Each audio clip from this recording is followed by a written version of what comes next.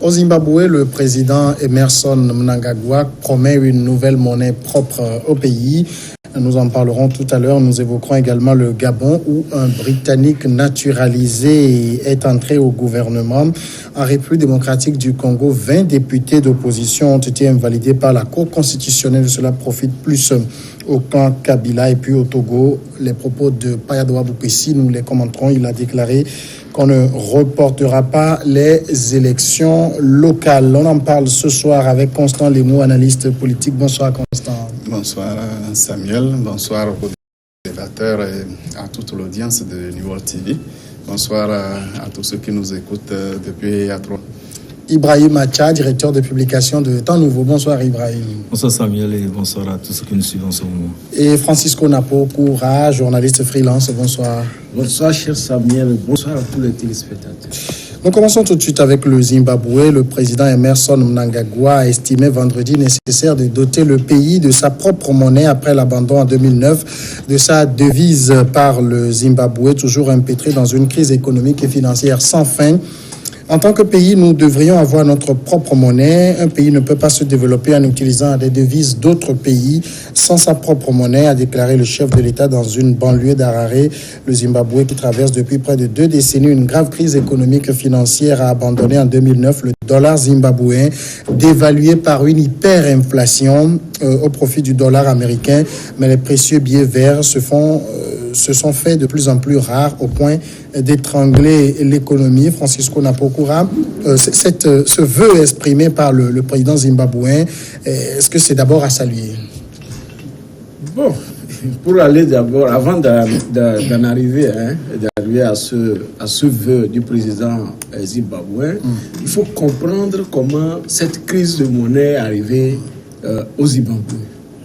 En fait, le Zimbabwe, à l'origine, c'était les pays de la Rhodésie, qui étaient les anciennes colonies de la Grande-Bretagne, et qui avaient leur monnaie, le dollar rhodésien. Et par après, je crois, entre 1980 et je crois 2009, et le patriarche Mugabe avait lancé la monnaie, c'est-à-dire le dollar zimbabwéen, qui faisait son temps, et à un moment donné, ce dollar avait commencé par avoir des problèmes.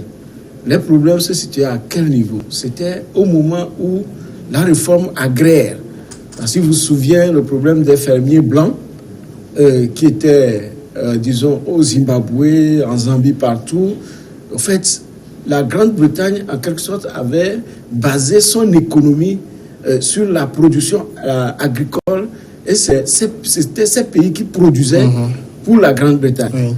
Donc, dès lors que Mugabe avait décidé de faire sa réforme agraire en retirant les terres aux fermiers blancs pour les redistribuer aux autochtones, il y a eu un problème.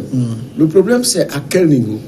Ces produits qui étaient que produisaient, permettez-moi la tautologie, les fermiers blancs ramenaient des devises, n'est-ce pas, au pays.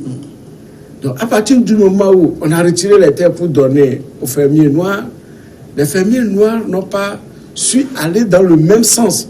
C'est-à-dire que de produire les produits de rente qui vont rapporter des devises.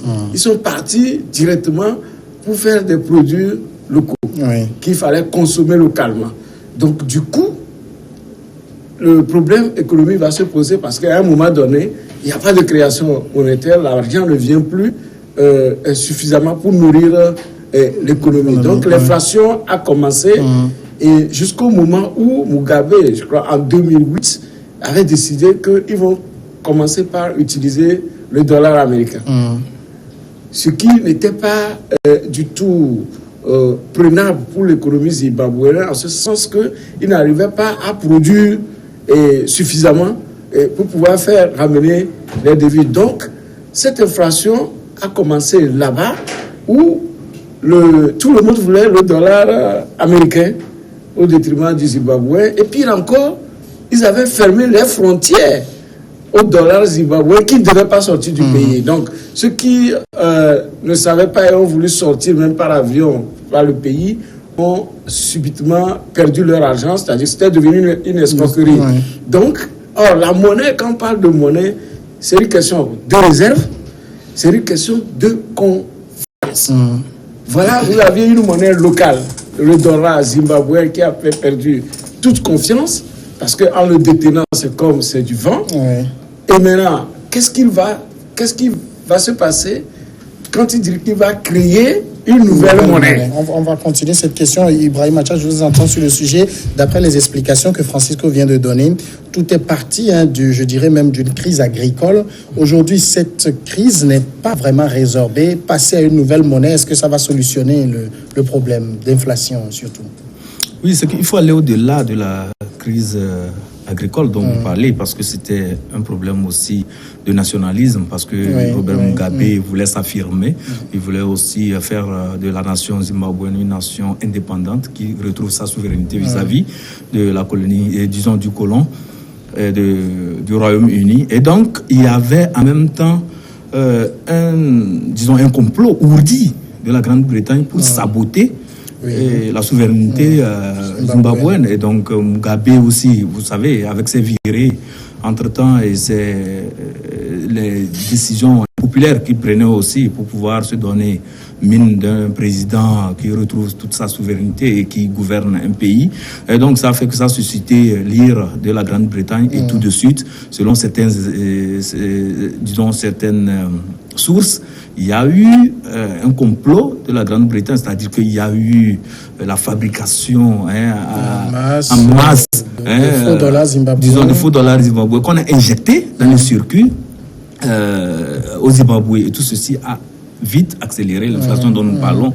Et voilà, la conséquence, c'est que le dollar zimbabwéen a perdu de sa valeur. Et il y avait aussi un problème de convertibilité qui se posait parce que c'était aussi très difficile d'arrimer le dollar zimbabwéen sur les autres devises. Donc, tous ces facteurs ont contribué à l'affaiblissement de cette monnaie. Et